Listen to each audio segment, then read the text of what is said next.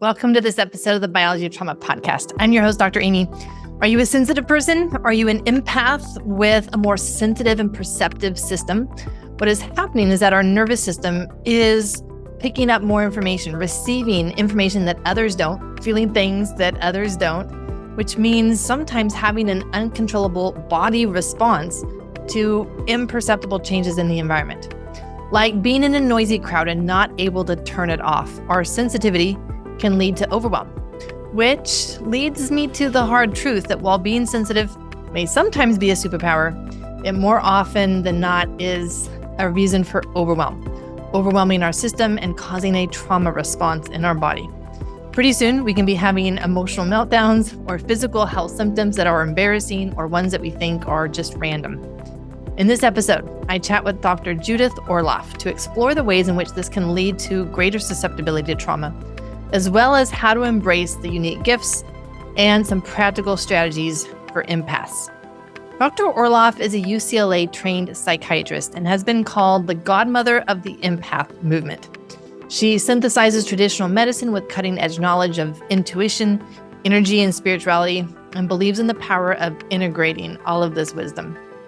Why are empaths more susceptible to experiencing trauma than most? We will answer that question and more in this episode. Here's what you will learn. Why highly sensitive people are more prone to trauma, the different types of overwhelming situations an empath might encounter, the hidden needs of empaths, and why they are more vulnerable to physical health symptoms and which ones. How this level of sensitivity can actually be a superpower, and the practical strategies like sensory inventories and boundary setting to not just survive, but thrive as an empath. Regardless of whether you are a highly sensitive person or you help people who are highly sensitive and empaths, you will enjoy this episode. Let's get started. Dr. Orloff, it seems that those people who are empaths and highly sensitive people, they actually experience more trauma throughout their lifetime. And that doesn't seem fair. So what's going on in their internally, like in their nervous system that actually seems to make them experience more trauma in their lifetime? I'm just in terms of my background, I'm a psychiatrist and I'm an empath. So I combine both my psychiatric knowledge and USC medical training and UCLA psychiatric residency training and VA internship training with my empath abilities. And so I grew up as an only child and I was an empath child and had, very open sensitivities. Empaths don't have the usual filters that other people have, so they tend to process more information. Like I feel more than, let's say, my partner feels, because he just doesn't feel certain things because he's not an empath. But I feel everything that's going on in my body. I feel the energy is going on outside. And so in terms of the question about trauma, empaths aren't just open to trauma, they're open to everything. And it can feel traumatic when you're young, especially if you're a child, because if you don't have any guidance. Children need guidance in terms of how to deal with this super or feeler state. Now, how do you deal with it? I believe in having children educated from the very beginning. They don't even need to talk, and you could kind of show them, how to deal with the world. Because oftentimes empath children put their hands up like this because they feel the world that early through their hands, which is so interesting. Or you see a baby is born. Sometimes you can see like some are more sensitive and others are just, ready to come into this plane and do whatever they're going to do. But the empath children are very open. And so what we're defining as trauma or unrest or dysfunction is that we don't know how from a very young age to process all the sensory and energetic input that's coming at us. And so in that sense, we're more open to it. Do we experience more traumatic events than other people? I don't think so necessarily. I think it's how we process the world, which can be traumatic if it isn't given the proper guidance. And so once you can educate an empath, as you're doing, as we're doing together, the empath parents could learn how to help their sensitive children so they don't perceive overstimulation as a trauma. No, if you say, okay, I can't handle it. I'm having if they have a temper tantrum, take them away, put them in a quiet spot. Let them play with their imaginary companions. Let them process and replenish. Empath children are very different than non-empath children, not better or worse, just with particular sensitivities. So the trauma aspects, it can be interpreted as the world is so coarse and so overwhelming. And why are these people yelling? Why is my toe hurting me? Why is, these crowds of people, overwhelming me? Why can't I stop thinking about what's going on in that person in the cashier's line because I'm tuning into their information and I'm overwhelmed? Now, all of that are overwhelm symptoms of an empath. And in the Empath Survival Guide, and in all my teachings and books, I stress how essential it is to learn how to manage being an empath so you can get to the good part. We tend to skew our perceptions of being an empath to the more difficult aspects of it because they're really intense. Sensory overload is painful, it's intense, and you don't want to be there. And if you get there, you want to get out of it really quickly. But I just want to say, empaths, I love being an empath. I mean, yes, it has its challenges, but so what? Everything has its different challenges. Whatever you're given in life, it has its own challenges. But you get to feel everything. I get to feel the flowers. I get to feel nature. I get to feel deep love and connection with people.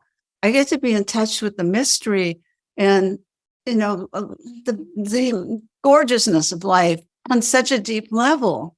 And so I like that. I like being an empath, and I love being an empath and a therapist and a psychiatrist. And it's just so beautiful to combine the linear mind and everything we learn in our medical training with our knowledge of being an empath and helping people to blossom into a world so they don't feel like fragile flowers. But at the same time, there is some healing to be done if you haven't had a childhood that supported your empath nature, which most people haven't. Now, if you were raised by a narcissistic parent, if you were raised by an abusive parent, if you were neglected or left on your own without supervision, I know some dear friends of mine, and a couple of them like that, their parents never watched over them. And they're so sensitive. It's just, it's difficult when you don't have the education. So what we're giving now, is the education to make life easier for empathic children. And if you're an empathic adult listening, you can start now. Any age is the age to start. I worked with a woman in my private practice who was 90. She came to me. I just discovered I'm an empath. I go, great. Is it too late? No, never. So the challenge is that we feel more of everything around us, but that's also the gift, is what I'm hearing you say. And when we have the education, we understand why our system is responding the way it is, and we can support it. We're able to step into the gift and not have it just be the challenge. Exactly.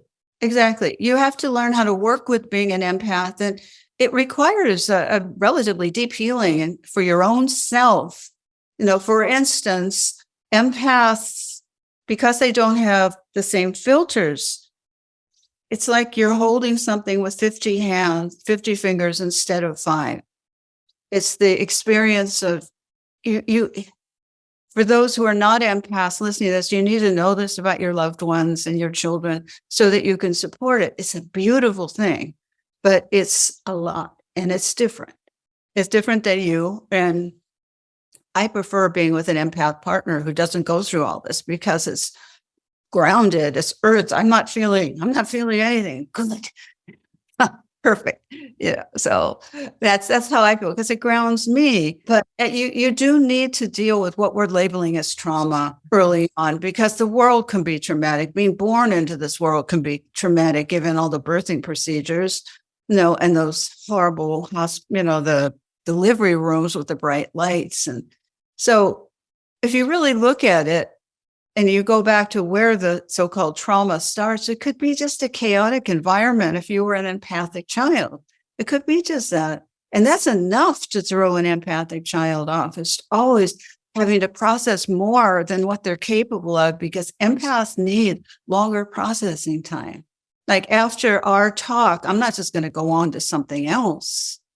I have to be alone. I have to let it settle. I have to be quiet with myself. For me to add on something, which I do during book tours because it's the nature of the beast, but I don't prefer it. I prefer processing and enjoying our interactions. I mean, I have a friend who's an empath.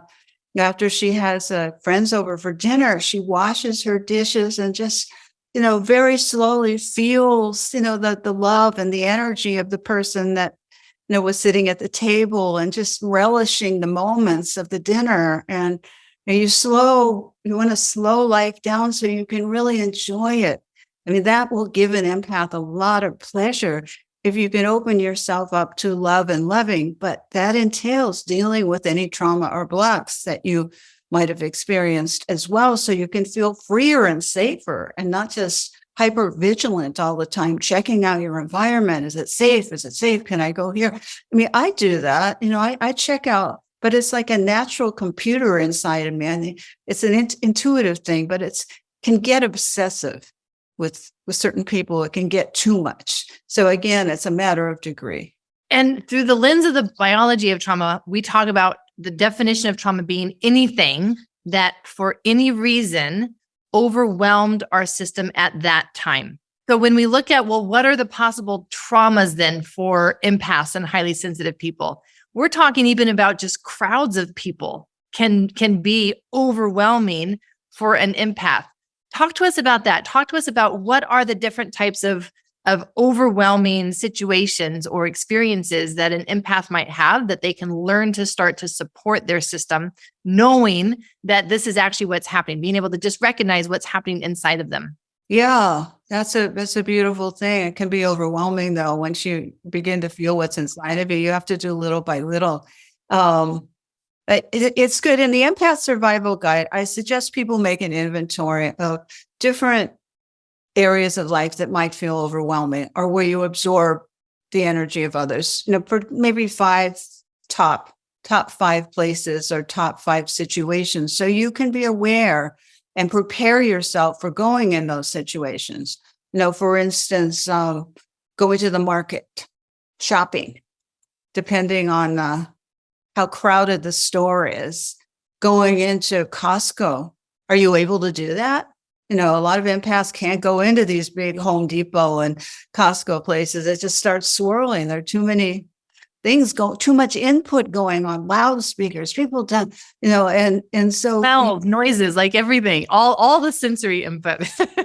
Lots of sensory input. And then the line, because if you get close, you can feel everything, but you don't want to be the princess and the pea either. But what we're talking about is just identifying causes of trauma. Now, we're not talking about healing them. So just look at your life. Where is it with your children because you don't have a break? No, you can't have a break, or you're not getting adequate help for whatever reason. With your kids, is it when you have yelling? My trigger is yelling, loud voices, probably because as a child, and it's important for you to look at your childhood patterns, empath patterns. I was an only child, and my parents told me never mention your intuitions or dreams again in our house, which is how my empathy expressed themselves, because they didn't want to hear about it. So I grew up believing there was something wrong with me. But sometimes we would drive in the car and they would bicker in the car, and they would get and bite at each other like this. And it was just horrible for me. It's just to process that as a child. It was just, you don't want to yell around your children if you can help it. You don't want to have them in their bedroom listening to your parents yelling and arguing. This will have a huge effect. They will remember it. Don't think that they're not hearing it. Empath children hear everything.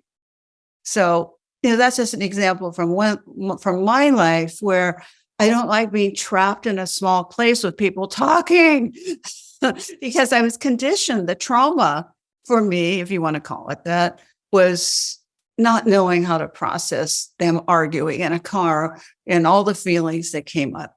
So that's just one example. You could look in your life. And what was the most overwhelming, the triggers for you? You want to find the triggers for your trauma and gently and sensitively deal with them, so you can take care of yourself. Like self-care is so essential for empaths. I was in a situation recently with a group, and this woman was trying to make a point, and she got very authoritarian and loud and bullying and bossy. It was on a Zoom call, and I was supposed to be part of this meeting, and I'm feeling, I'm leaving. This isn't acceptable to me. And so I just told everyone, have to leave. This is how I vote. I had to vote on something. This is how I vote. Bye-bye. And I just removed myself from the situation where this woman was dumping anger. So for me, that's a form of self-care, that I was able to do it without creating a conflict, I wasn't interested in confronting her. She was just way off base. I was not going to subject myself to the energy of her rage at us, which was totally inappropriate. So, Dr. Orloff, I'm thinking of empaths who also shame themselves into staying in those types of situations because of all the narratives that go into their mind of what would people think? This is a responsibility. This is an obligation. And so they override that message from their body of get out of here. This is my version of self-care. Like I need to remove myself, and they force themselves to stay in that. What is the cost to them as an empath that they're paying when they override those messages? Well, it's part of the learning process with empaths.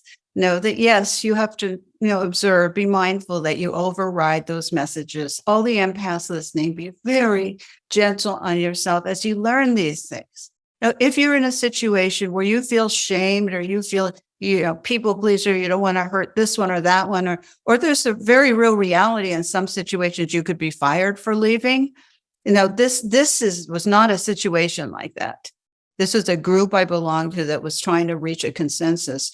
But I'm not saying if you are at work and your boss is a narcissist that you should just walk out on your boss. I don't want you to go there with it. You have to use discernment. But in situations where you have the option to set limits or leave, you can begin to practice setting boundaries and setting limits. So you can free yourself from certain situations.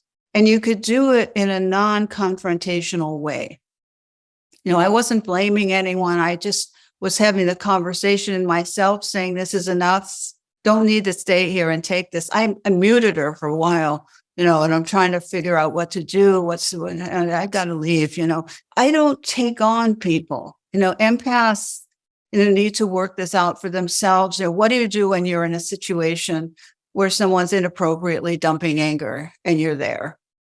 Is it a situation that you could gracefully exit? Can you at least go to the bathroom and get some breathing room and figure out what to do? But what I would like you to do, and what I teach my patients and workshop participants, is be aware. How can I practice self-care in this situation? You list your top 5 situations where you go into sensory overload. All right. So here you are in one. All right. You want to ideally have a plan to deal with it. If this happens, if somebody starts yelling at me in a car, what am I going to do? So have a plan. You don't want to invent the wheel as you're, in the situation. You just say, okay, if I'm with a narcissist and they're not being accountable for their behavior at work, a narcissistic team member, what do I do?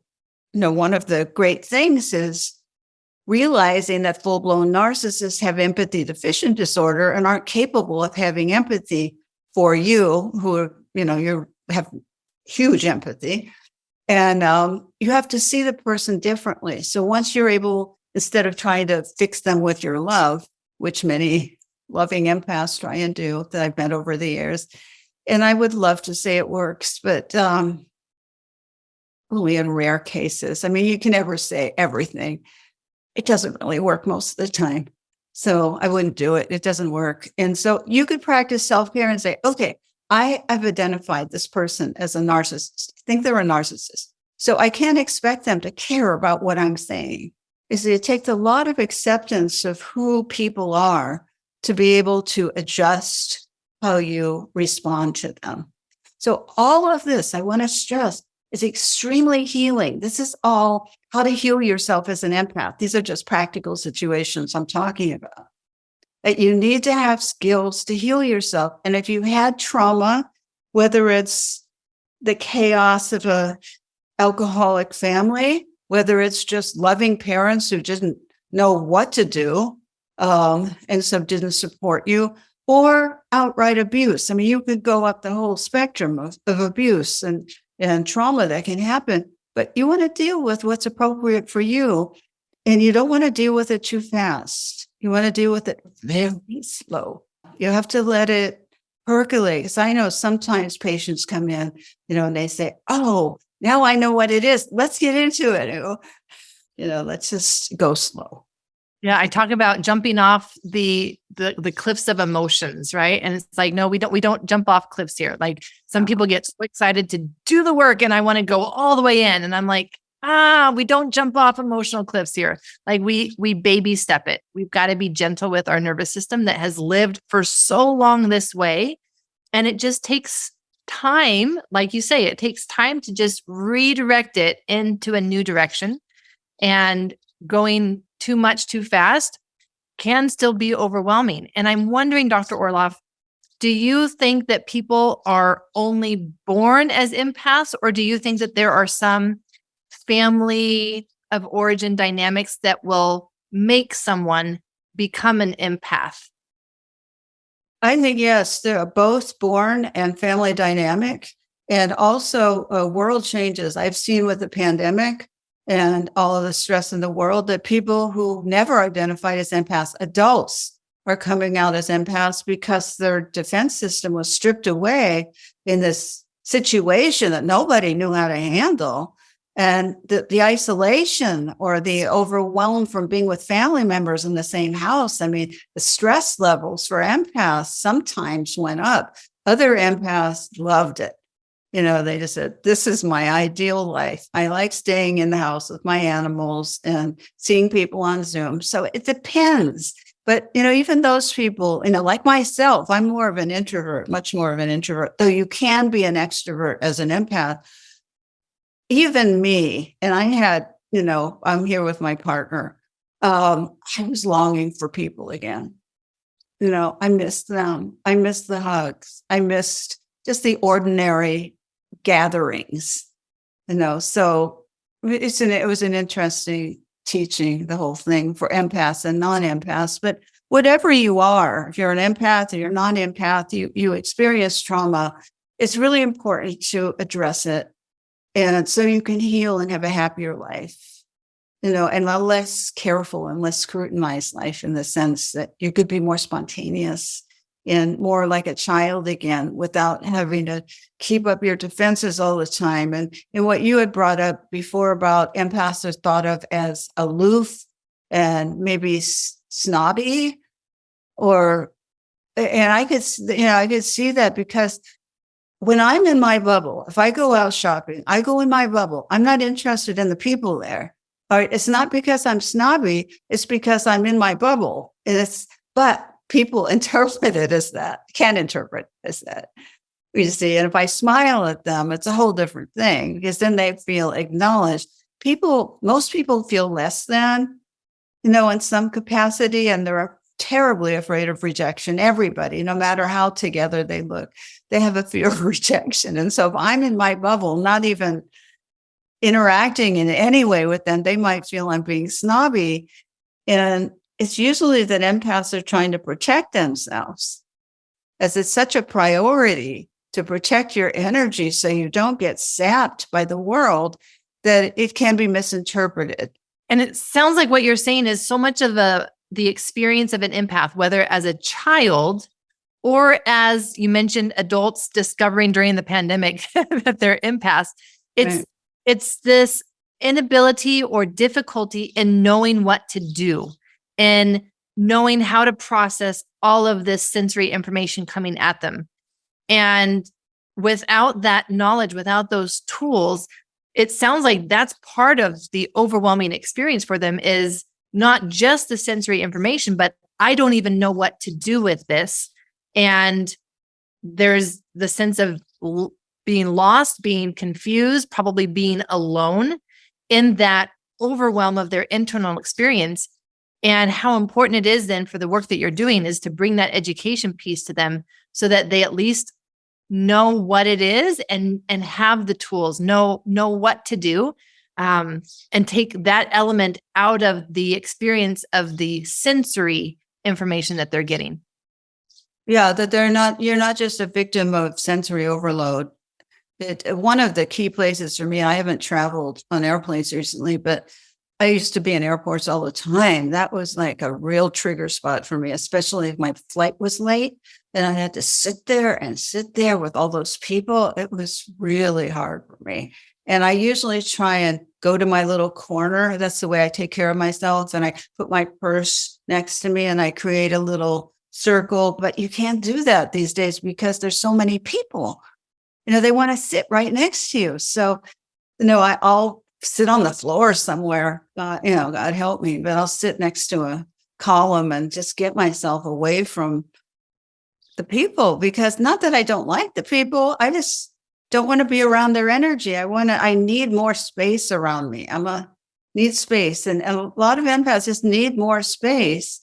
It doesn't mean I don't love hugging people I love, as I do, but I don't always love hugging strangers. And this might be an empath thing where I don't like shaking hands with people. I never like that because I pick up too much energy, and people, each of you, if you listen to me, you decide in your own life, what are some weird things you don't like to do, and make it okay.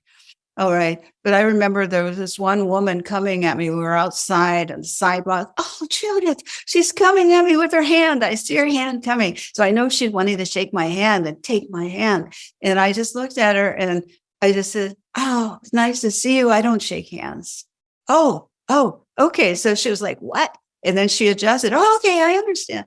So, what's so fun about all this for me is you have to be prepared to say weird things, but say it in a nice way so it doesn't seem like you're apologizing or making excuses. it's just a little intense for me to shake hands with some people. I don't want that information because the hand energetically is so sensitive. So you have to have empaths sensitive about touch, or empaths don't always like to be hugged by everybody, and let's say you go to a conference and, oh, hi, and they all want to hug you. And you just say, no, I don't hug. Let's do a, knuckle bump or something. So you have to be prepared. And empaths can be overly polite and people pleasers and codependence, which is important to look at too, as you'd give up your own needs and never think of saying anything like that, because people will think you're so weird, or they won't like you anymore. They think you will reject them. And so in my life, so much of being an empath was educating people who might not understand and doing it in a really loving way. And I'm just saying, this is me. And more people are empaths. So I guarantee you're not alone. I don't know, thousands. I don't even know, much more than thousands people constantly emailing me over the years. Oh, I'm so happy I finally know what I am. So I thought there's something wrong with me. And there isn't.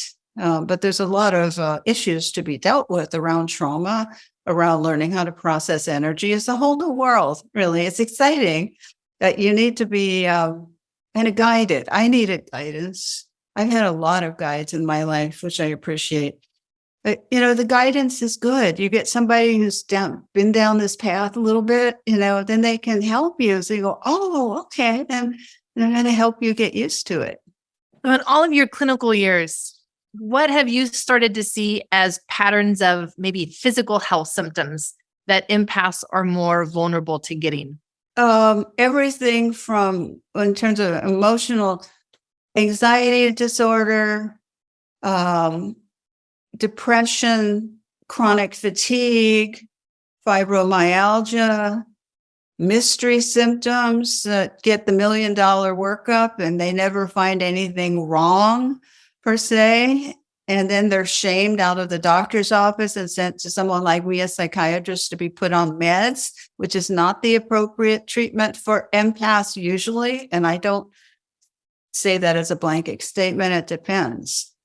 But I just want to say, if you do need to go on meds, sometimes in my experience, I've seen empaths just require a sliver. Like if you need to go on a little antidepressant, and I'm not promoting or not promoting antidepressants, I'm just saying if you're in that situation, just a little sliver can work. You don't have to take the normal dose because your system might be too sensitive for it.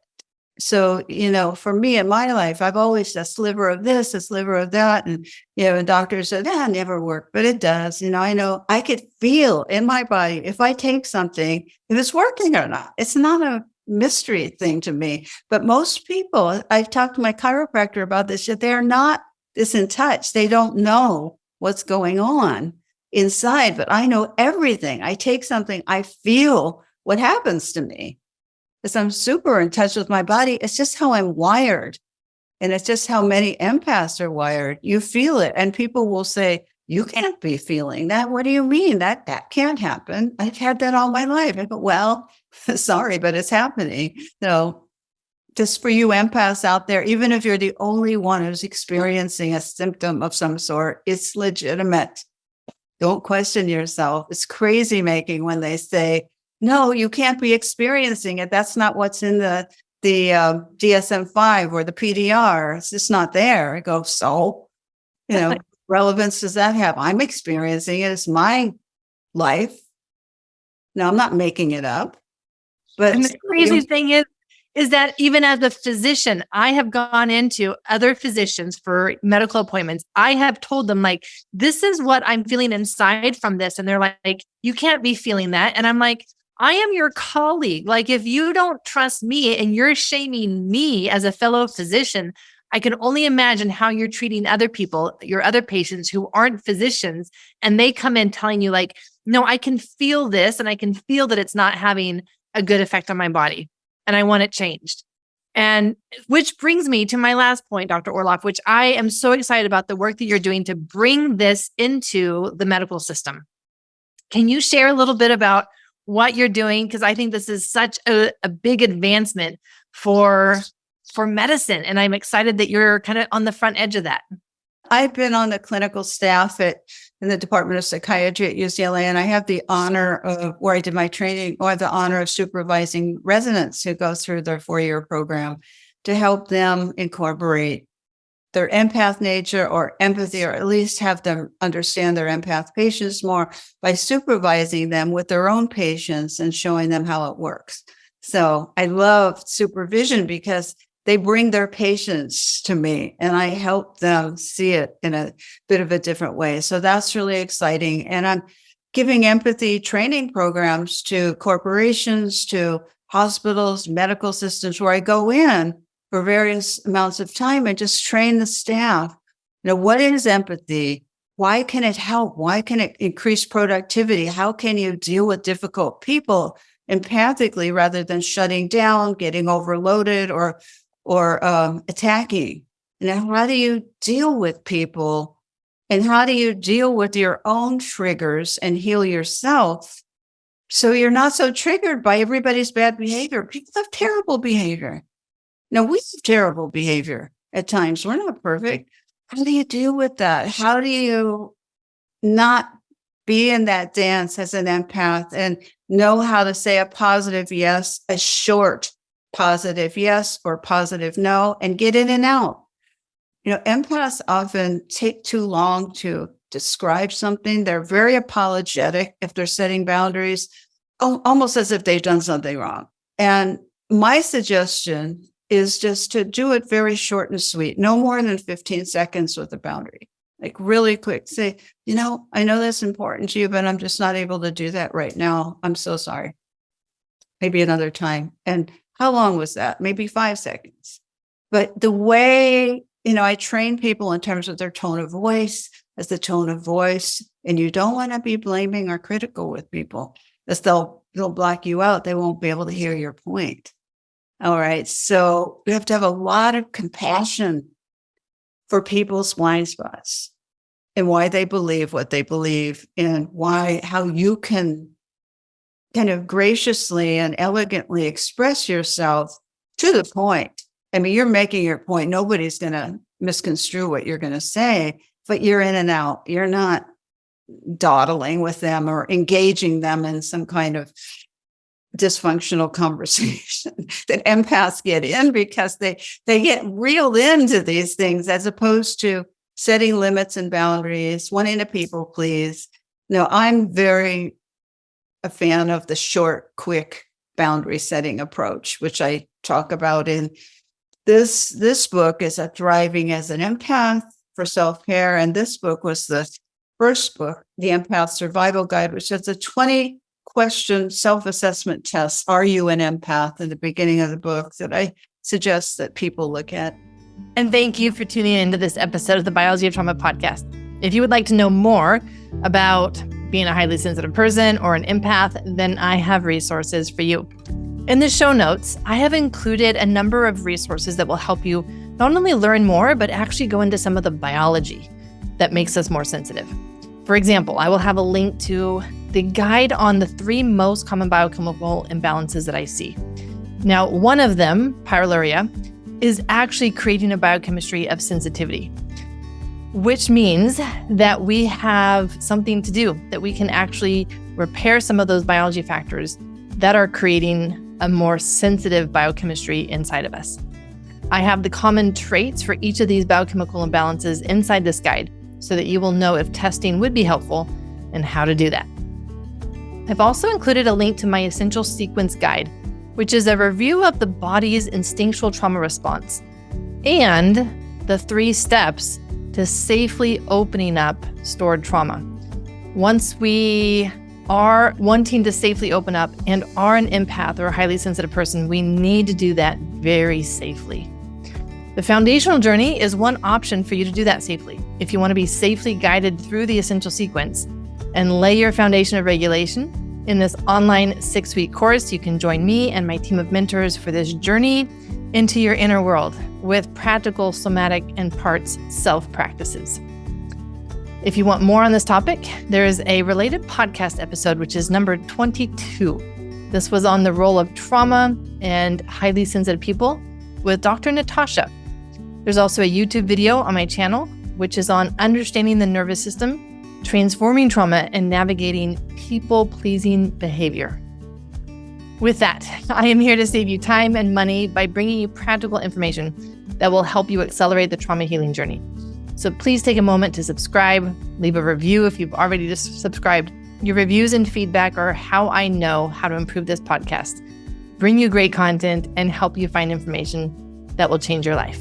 I'm your host, Dr. Aimie. Until next episode, lots of love.